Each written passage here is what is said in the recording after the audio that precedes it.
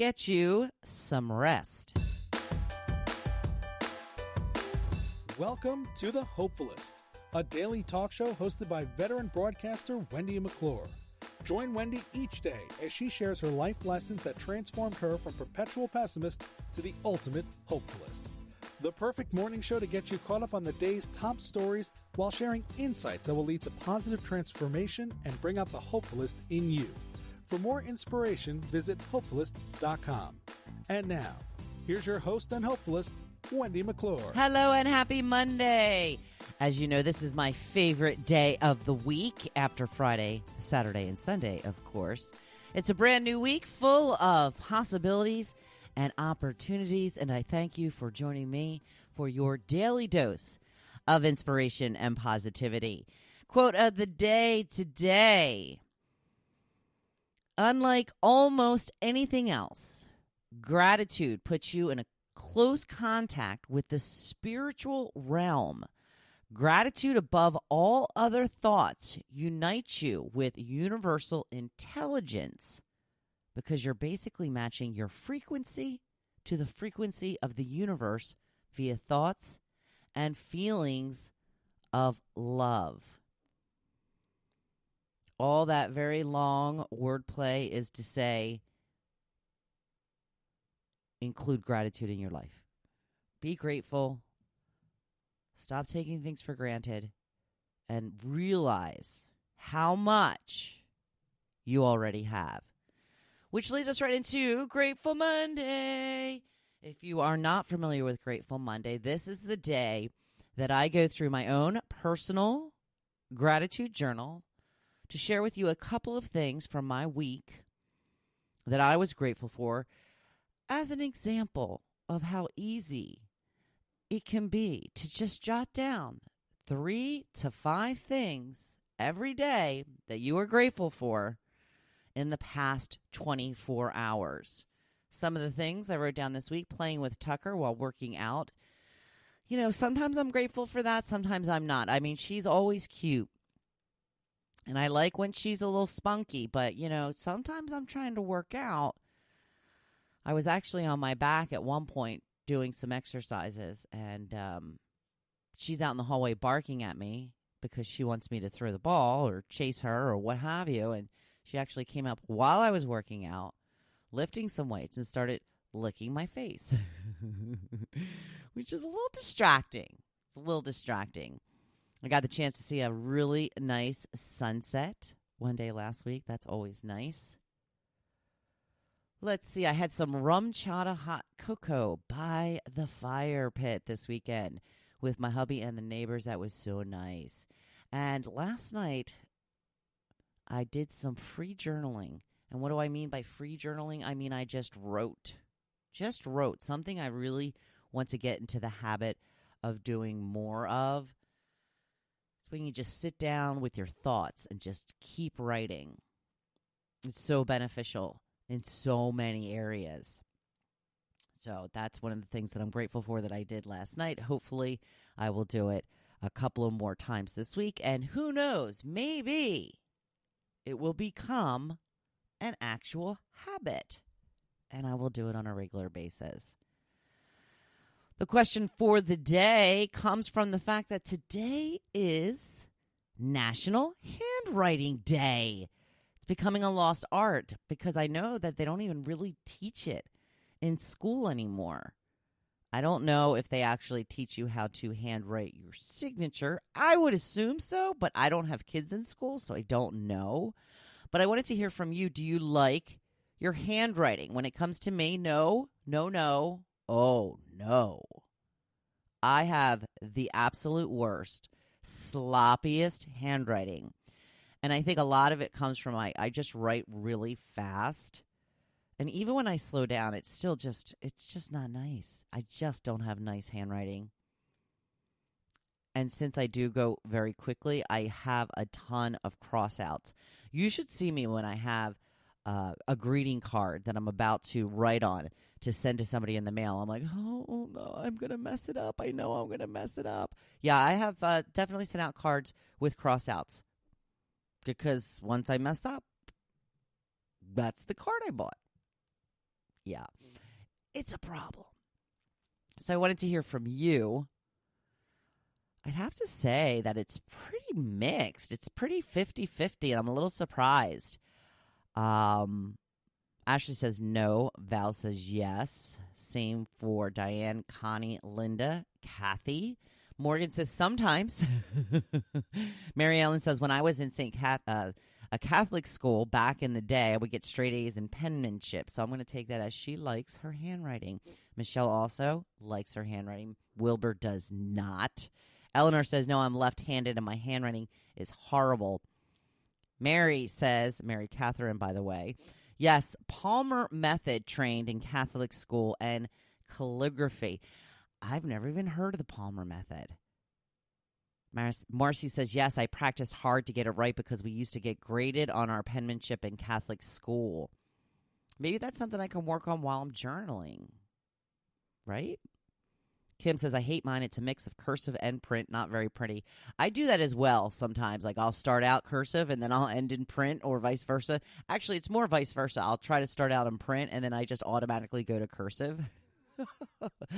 Melissa says, I do like my handwriting. I even had the gas attendant at Wawa tell me that my handwriting was cute.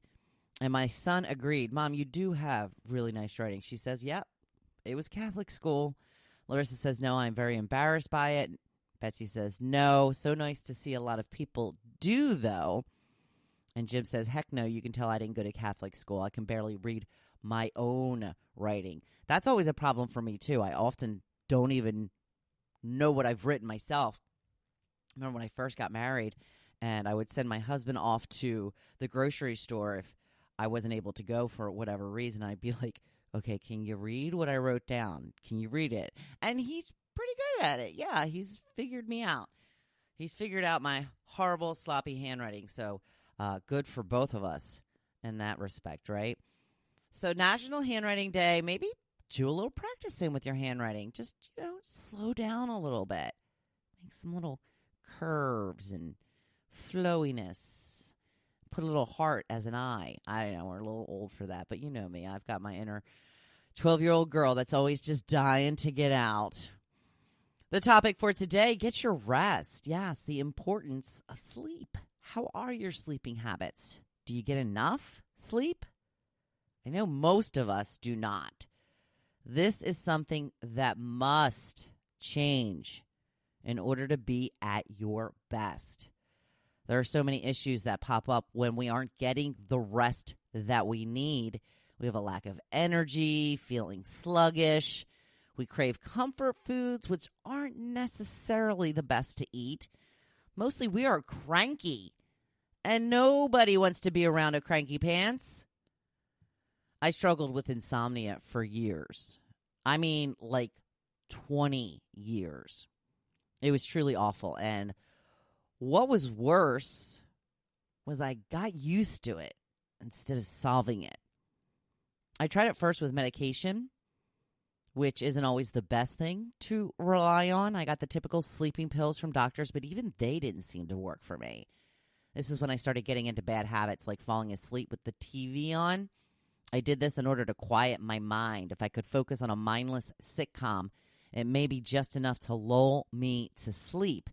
And it helped for a long time, but then I started waking up in the middle of the night and then would not be able to get back to sleep. I can't tell you how many times I woke up 2 to 3 hours before my alarm and just laid in bed praying to fall back to sleep. It was my normal. This is also why I'm such a big napper. I was always so exhausted through my day. I needed a nap to pick me up for the rest of the day. Of course, you know that I've always worked very early hours, so I've been in the position to be able to come home from work and take a little nap and then wake up and get on with the rest of my day. Lack of sleep like mine is usually to do with another issue that is going on. And until you find that issue, your efforts will be fruitless. As I've mentioned before, I started taking anti-anxiety medication a few years ago. Honestly, my therapist recommended it because of the amount of stress I was under on a regular basis. She actually said she feared for my health, stating I was at risk for a stroke or possible heart issues. Now, I'd always been anti-medication for, the long haul, but that woke me up. I discussed it with my doctor. He seemed to feel the medication was something worth trying. Luckily, it helped me tremendously. But the bonus side effect was it cured my insomnia. Without even realizing that it would help this, it has become one of my favorite aspects of taking this medication. Obviously, I had anxiety issues, and when waking up in the middle of the night, my mind would start racing immediately, which is why it was so hard for me to fall back to sleep. If you have a long-term problem, like I did, I urge you to dig deeper to find the real reason behind your lack of sleep. We know there are all types of remedies to attempt to lull us to sleep, but we often don't take part in them because they're different from what we're used to, and we all hate change. But things like a nice cup of sleep-assistant tea at the end of the day, there's all kinds of different flavors and such. They're really nice. Or putting your devices away an hour before bed. Yeah, a whole hour. Or journaling to get those crazy thoughts out of your head before diving into the pillow. Any and all of these things are great ideas. They are all a way to wind down and de-stress before attempting to get your rest. Time is also a major issue. I know, I hear so often that we don't have time to get the proper amount of sleep, but you must find the time. Unless you have babies, you have to find a way to get sleep. You will be able to get all the things you need to get done so much more efficiently if you are properly rested. Schedule your sleep. Make sure you have enough time each day to get at least 7 hours of sleep. Because, if you don't make the time for sleep, your body will likely make sure you don't get your to-do list done anyway. Find a way to get it done. I urge you. It's for your health. If you don't have your health, you don't have much. So make it a priority because it really is. Have I put you to sleep? Are you still with me? Think about what I'm saying.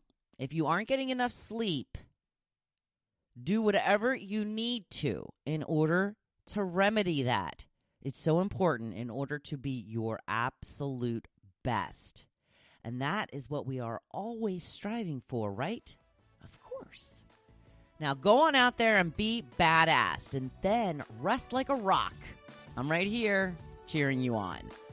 Thank you for listening to The Hopefulist, hosted by Wendy McClure. For more inspiration, please visit Hopefulist.com. Thanks, and we'll see you tomorrow on The Hopefulist. Get those Z's.